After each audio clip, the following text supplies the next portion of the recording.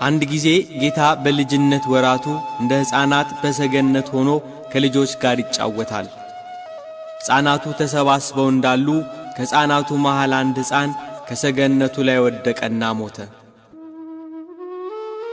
የዚያ ሕፃን ልጅ ስም ዜኑ ይባላል። አብረውት የሚጫወቱ ሕፃናት የልጁን መውደቅ ሲመለከቱ ፈርተው ሸሹ።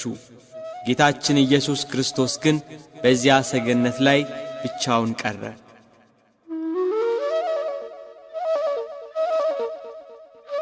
የሞተው ልጅ ዘመዶች እየተሯሯጡ መጡ።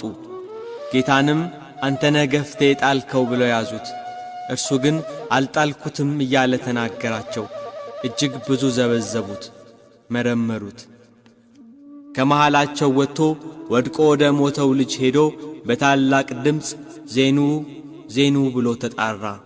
አልዓዛር አልዓዛር ከመቃብር ውጣ ብሎ አልዓዛርን ከመቃብር እንደጠራው ዜኑ ዜኑ ብሎ ተጣራ።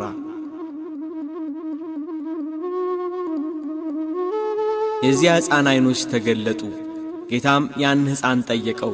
ዜኑ እኔ ነኝ ከገደል የጣልኩህ አለው።